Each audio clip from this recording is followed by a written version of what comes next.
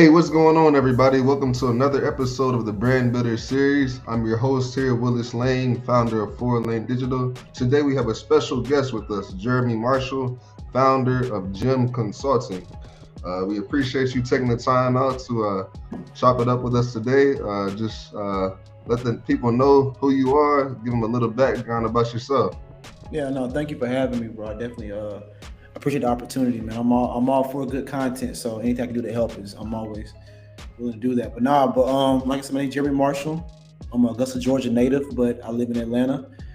I've been in sports for a minute right now, so I got my degree in sports admin, Georgia State. I did countless amount of internships because I believe in hard work. I knew like I didn't have the privilege of my peers. Like I had to work hard. Like a lot of my peers had family work with the Hawks and the Falcons, so I knew I had to work 10 times harder than everybody else. So I kind of went through that. My background's in grassroots sports, so worked with Nike basketball, Adidas basketball, Under Armour basketball.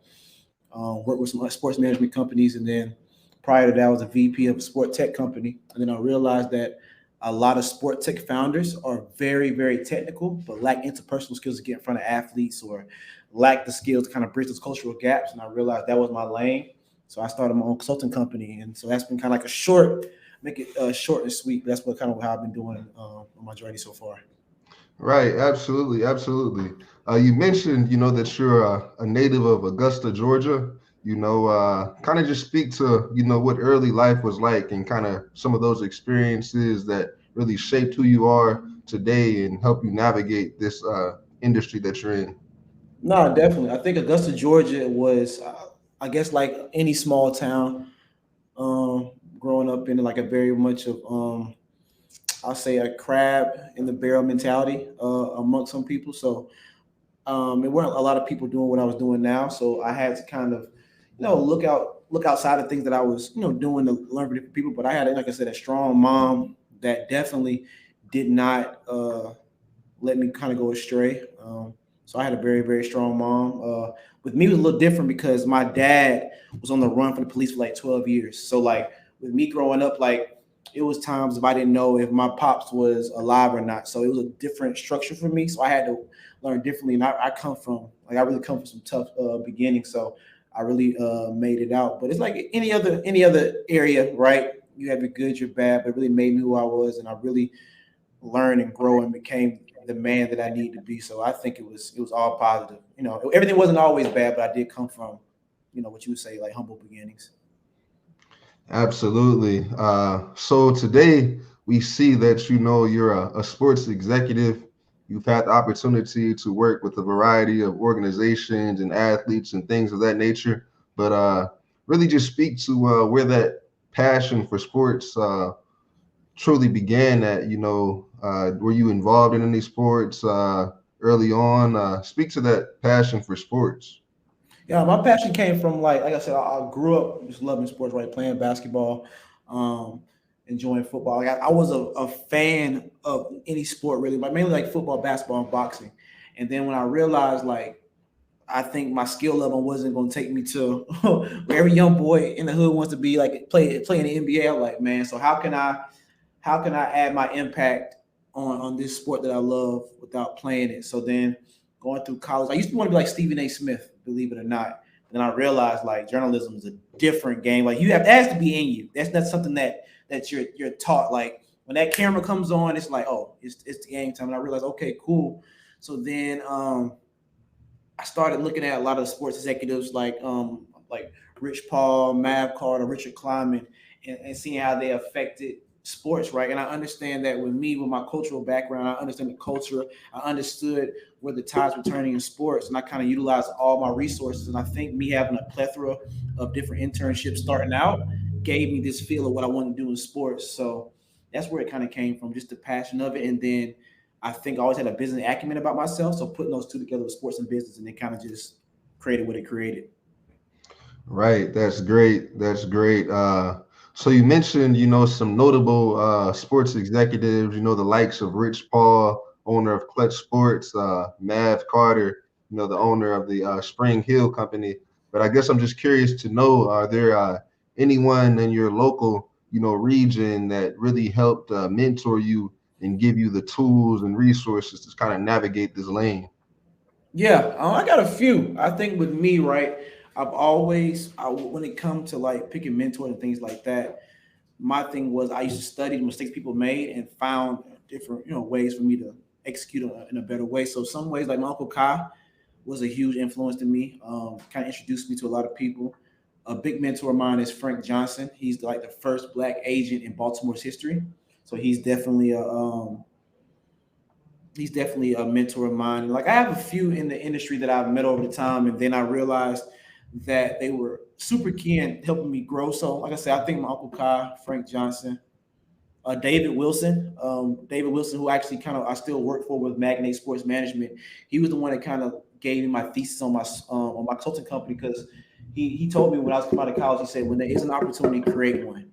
So that was my mindset when it came to my company. Like, all right, how can we create more opportunities? So I had a few along the way, but then also too, to be quite frank, I have a lot of mentors I grew up with where now I've scaled to a certain level, and that term your idols turn into your rivals. So I'm dealing with that as well, but I still have the ones who are really near and dear to me. But so those were kind of ones that kind of helped mold me and made me the man that I am in this space today.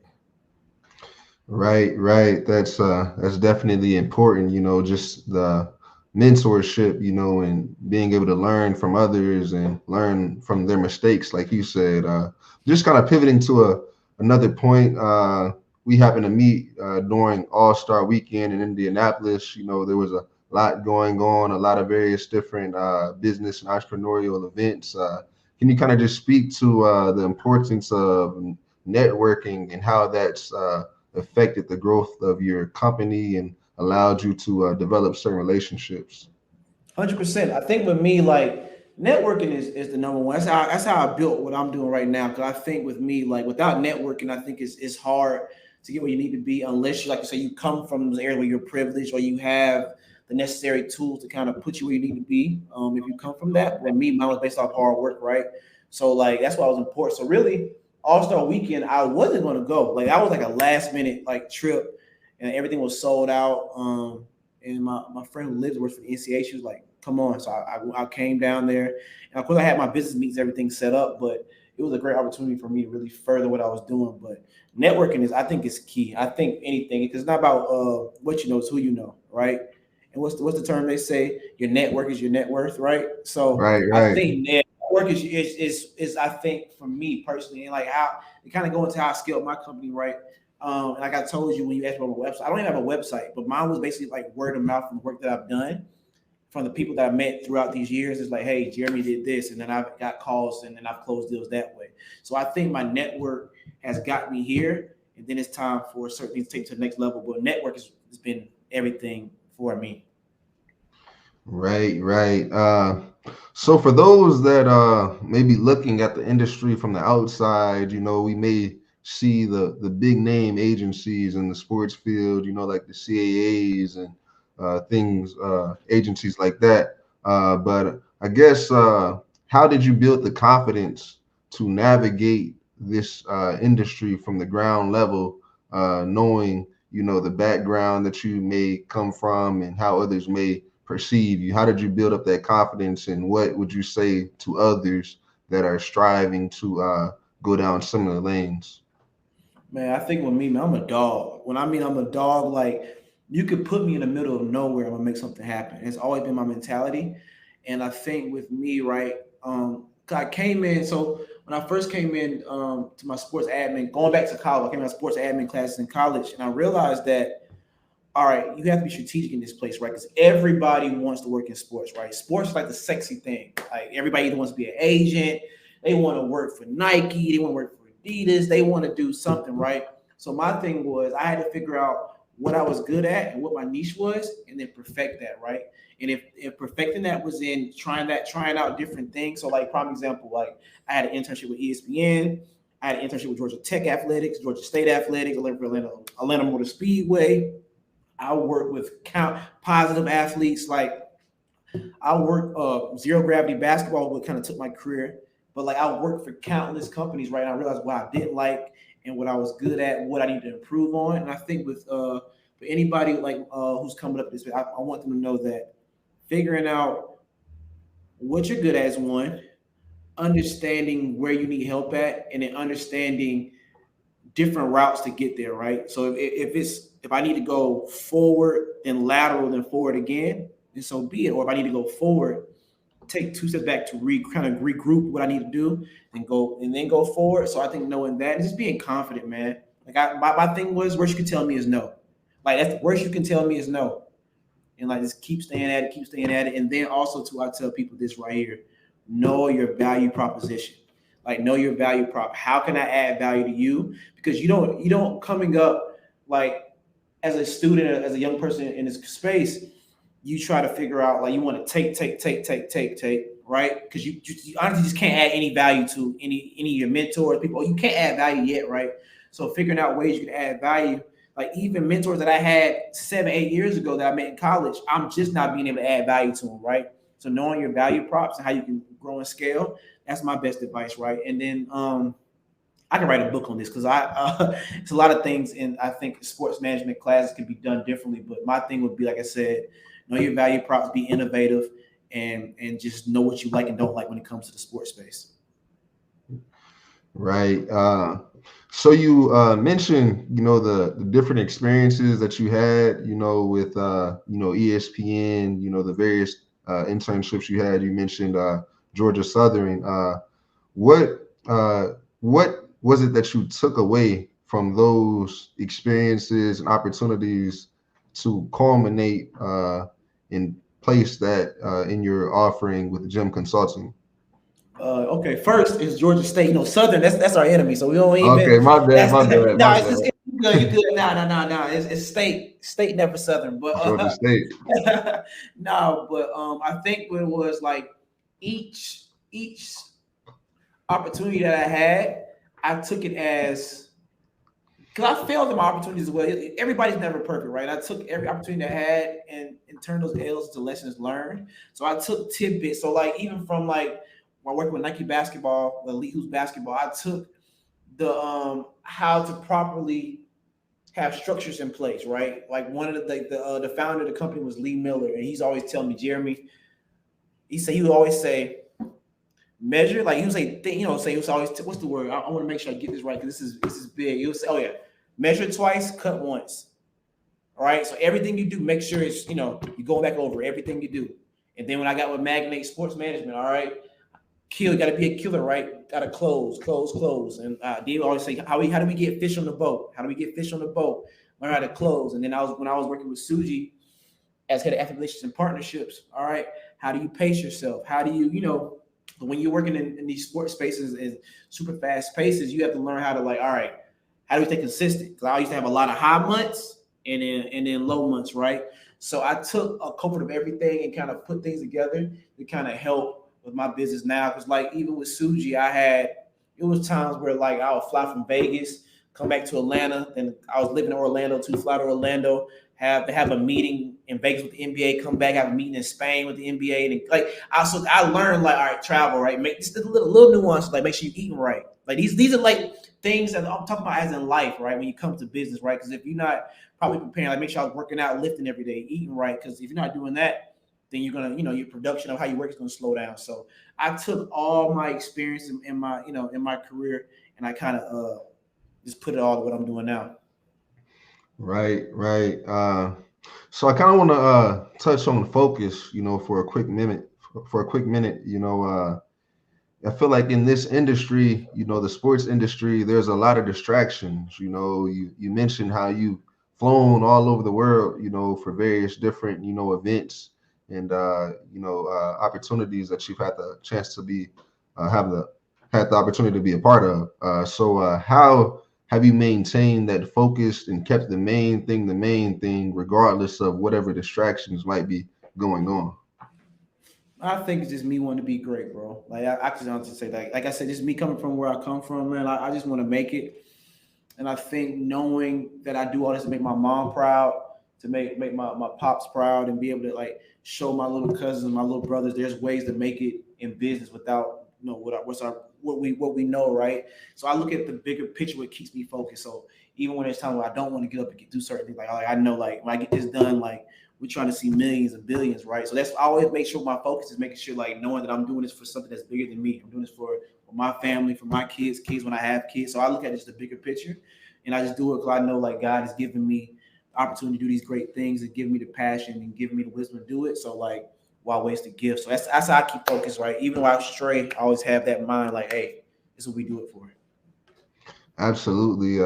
One thing I've heard you talk about, a couple of times in our conversation is, your passion, for your community, your passion for giving back, to Augusta, Georgia, and even I know that you've been involved, in implementing various different youth sports programs, and other community initiatives in your hometown.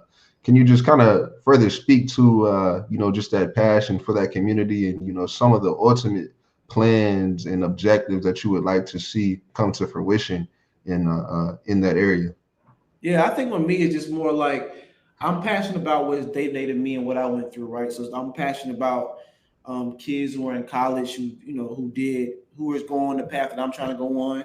Well, I'm still trying to achieve because I'm nowhere near where I want to be at. Like, in my people say I think I'm doing dope stuff, but I can do so much more.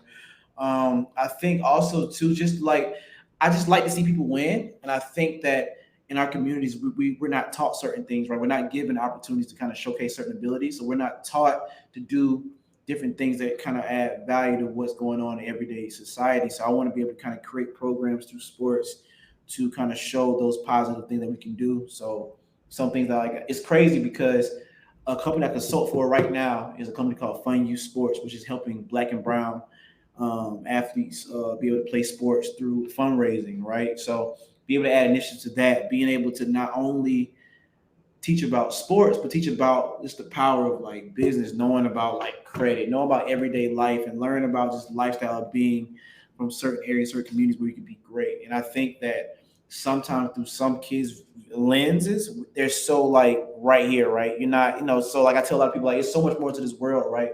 So offering just young people and just people my age, like I'm still young, I'm only 27, right? So even people my age, like just show like, hey, it's so much more to this world, right? And you can do anything that you put your mind to. So kind of still in that confidence and be able to just implement these things. So that's kind of like my things up. Like I said, of course, I want to have my own AAU team, basketball, but I want to be able to insert, like, I want to be able to have a program. I'm pushing kids to college. I don't care if it's D1, D2, D3. Like, I'm making successful men. Even if you don't go to the league, well, you're a lawyer, you're a doctor, you're an engineer, you have your own business. If you want to, it's everything, right? And teach these principles. Yeah, that's what's up. That's what's up for sure.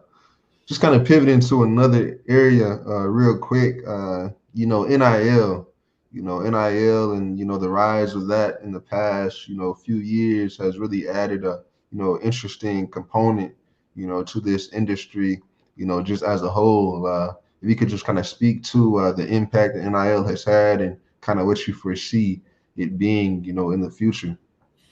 Um, NIL is like the wild, wild west right now. I think it's a lot to it. I think that it's still a lot of education that needs to be taught around it from the financial standpoint of it. So like kids knowing they have to pay taxes on this money, knowing how to put some certain things up, learning about the overall brand. It's so much stuff that comes to it. And I think in the next couple of months, no, probably next year or so, I think like profit sharing is coming to the NCAA. So now I think some athletes will be treated as employees now. So now you see NILs deals that go up to $10 to $20 million because you have like this profit sharing. So I think I'm all for it. I'm an advocate for the athlete, 100%. I think that, it's great that they would get paid. I want them to be able to really leverage that and really take some of that money and invest it in like different sport tech companies, different VCs. Like I think it's limitless now. I think it's at a point now where it's like it's giving athletes an opportunity. Like, say you don't even make it to your prospective league, right? But you have built your brand with NIL. So I think NIL is a great thing. I think it's just so many gatekeepers, and it's a lot of, I'll say, weirdo activity that comes with it. But I think once we get some more regulations on how, certain people that's dealing with NIL, I think it's great though. But it's the wild wild west right now though. Uh, for those, high school athletes, college athletes that may, have, a high level of talent, and maybe getting approached by all type of individuals, telling them and advising them on which routes to take, who to sign with, and things of that nature. How would you advise them to navigate that particular world, and just trying to pick the person and agency and agents who have the best interest in them and in their career long term? Yeah, I think for me, like I say, I have these talks. So I have a couple of agents that I partner with, and I kind of manage with their players. But I look at it from the standpoint of, all right, like I would break it down, right? Because me personally, I believe an athlete should be treated as if they're a business because they are a walking business. An athlete, if you're making $1 million as a CEO, COO, right? So I think athletes should be treated as such. So I think kind of having a team around you in place, making sure everything is, everything is everything, but also to remembering what is the main focus and that you have. So knowing like, all right, cool, I got a guy that does my business management for me. So if there's any like deals that comes across and dealing with like equity deals or VC deals or just any those things like that, having a guy for that and your agent, going out doing the things that he needs to do for you, and then you're focusing on basketball. But also, though, I'm a proponent of this as well. Like I love the education part for athletes because I feel like we live in a day and age now where you're more than a basketball player, you're more than a football player, baseball player, and such. So I think getting some of that business acumen, actually learning. I think there's a lot of athletes right now that are just I would say baby, like they just there's like they have people do stuff for them so much for them that they don't learn like they can do a lot of stuff themselves, right? And that's why you see a lot of athletes who get cheated out of money or because so now I think empowering the athlete and letting and having a team that you can trust that kind of adds value back to the player and stuff like that. So that's how I kind of go about it. Just kind of putting opportunities to win, and then also too like relaying like prime example how I do my consulting company with some like sport tech company I consult for. I show them the value prop for the athlete, but also too, I let the athlete know their value that they add to these companies, right? Because they add so much value to these companies if it's from a just from a simple post or you making a strategic partnership, right? Because you are more of a strategic investor or a strategic partner than some businesses are, right? So showing them that power and teaching them that is making them just the ultimate person, not just the ultimate athlete, but the ultimate person when it comes to business and everything like that. Absolutely.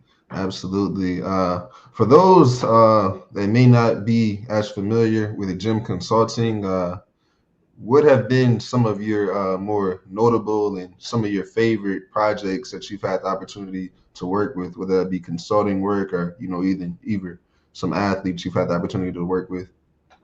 I think my notable one. I think all right. I'll give you the one. I get the one that I feel like I've had the most fun and enjoying with it was a company called Scout. Scout is the first digital family office for athletes in regards to NIL. When it comes NIL money comes in, they deal with your finances, your taxes, insurance, all that type of stuff. And that company is just like because I'm a believer in founders, and I believe that's probably one of the most talented founders I've been around. I think his hard work, so it was just fun being able to kind of like put things together, do strategic partnerships with them, and bring some school over the line. And I think my most fulfilling would probably be Fun Youth Sports, just because of the initiative that they have and how they are really for the athlete, the youth athlete, helping black and brown kids and helping young players really achieve success in sports, and then doing it in different pillars from financial literacy, from infrastructure, nutrition, and they have these pillars and they really help the athletes grow. And I love the fact to be able to take, like I said, what I love about athletes, bring them over to what we're doing at FYS. So those two are probably my most fun, I believe. And I think just some of the deals that I've been working on with the MBPA, talk with them about some cool stuff. That's probably my most fulfilling, I think, because like I said, it's yeah, I say that it's my most fulfilling. Those two are probably the most I've had fun, doing. Absolutely. So we're kind of getting close to time here, but kind of just let the people know, what's next, for JEM Consulting, and even outside of JEM Consulting, the various different projects that you have coming up. What do you hope to accomplish through these particular companies in the near future? Yeah, 100%. So to kind of give you like a quick background, I think with me, my next things would be like I said, get some more managing some more athletes. I think will be my next thing. Partner with some more agents. I think the next one also too, with someone coming up consulting for, being able to get some equity in these companies. I want some ownership as well. So if that's me putting in sweat equity, or me being able to add me save as commission only deals, me putting those commission only deals back into the to the pot so I can get on the cap table. Like I'm all about ownership, and I think my next steps with me would be, I'm super into like sport, love fashion. So I want to be able to now take what I'm building in sports and kind of bring that to more the entrepreneurship side and the mobile side. So I want to start my own athlete VC where me and some athletes are investing in other sport tech companies. I want to be able to start my own like how you doing with your podcast. I got a podcast too, but I want to turn it into a lifestyle brand. And I really want to show folks lifestyle things that come with just being a young person in today's world. And I want to be able to start my own cologne company through that. So I have a whole conglomerate that I'm starting, but I'm using the sports space to really leverage that and meet as many people as possible and continue to grow. So that's my next step for me, and just continue to like be strategic. And also too, as I continue to grow, I wouldn't mind. I want to do this while I'm young. I wouldn't mind like doing maybe a year, or a semester or two as an adjunct professor for like a sports management class. Like I really want to be able to like show them what's real when it comes to sports, not like the cookie cutter stuff. I want to show them like innovation, show them how what are some steps you need to take, being strategic, and then like I want to be able to bring like be the guy that brings all the cool guests to class. So that's some of my things I have coming up. Right, that's what's up. That's what's up. So let the people know how they can connect with you. They're interested in working with you or just following along your journey, and everything that you have going on. What's the best way for them to connect with you and get in touch with you? 100%. So, of course, Instagram is underscore JEM4. My LinkedIn is Jeremy Marshall, JEREMY. Then like the name at the bottom, MARSHALL. Of course, I know my podcast page is cutting through the red tape. That's my podcast page, and like I said, Willisboro, you really inspired me to get back into it. So I appreciate you for really, like I said, I got a story to tell just from me growing up, from like just stories in sports where like I have stories where I remember I had to go to I didn't have a passport, and I was in Vegas for NBA Summer League. I left Vegas, flew back to Atlanta. I had to get my passport same day in El Paso, Texas. Got it at 4 o'clock. My flight left at 4:30. Get back to Atlanta Atlanta. Packed. I was on the flight to Spain the very next day. So like I have some stories, just like bro. I got some real stories even from that and just growing up, like just having a single mom and me and my little sister, how we was raised. Like I really wanted to just kind of show this lifestyle thing. So bro, I appreciate you so much, man. This means a lot to be on your show. Thank you for having me. So those are my things, Jeremy Marshall. Definitely like my emails on my Instagram and stuff. I love, like I said, I'm all about innovation. So if any company want to let's connect about, my thesis is helping companies with business development, strategic partnerships, strategy. So that's me. Well, that's a wrap, folks. Again, we appreciate Jeremy Marshall coming on. He's the founder of JEM Consulting. Again, this is the Brand Builder series powered by Four Lane Digital, and we appreciate him coming on. That's a wrap, folks. Thank you, bro. I appreciate you, man. Appreciate you so much.